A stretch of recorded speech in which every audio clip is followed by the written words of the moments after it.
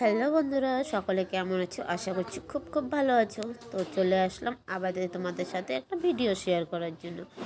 তোমরা বগলের লোম বা হেয়ার কি করে রিমুভ করবে সেটাই আজকে কিন্তু এই ভিডিওতে আমি দেখাতে চলেছি।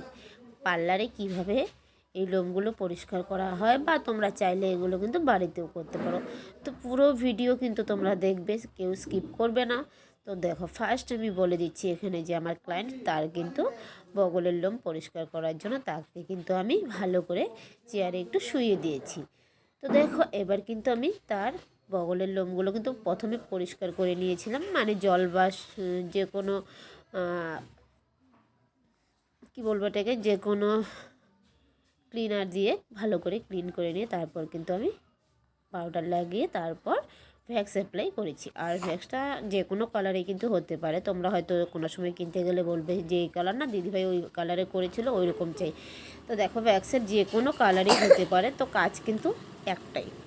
তো খুব সুন্দরভাবে তোমরা যেই জায়গাটার লোম পরিষ্কার করতে চাও সেই জায়গায় খুব ভালোভাবে অ্যাপ্লাই করে নিতে হবে। বারবার ট্যাপ করে একই জায়গায় খুব সুন্দরভাবে, যাতে পুরো হেয়ারের গোড়াগুলোতে ভালো করে ভ্যাক্সটা অ্যাপ্লাই হয়ে যায়, সেভাবে তোমরা কিন্তু অ্যাপ্লাই করবে। তারপর সেটাকে 5 থেকে 7 মিনিট রেস্টে দেবে, মানে ওয়েট করবে, অপেক্ষা করবে আর কি। তারপরে কিন্তু সেটা যখন একটু শুকিয়ে যাবে, একটু শক্ত মতন হয়ে যাবে, তারপর সেটাকে তোমরা যেদিকে হেয়ারের ইসে ছিল তার উল্টো দিকে ঠিক সেভাবে টান দিয়ে দেখো রিমুভ হয়ে গেল।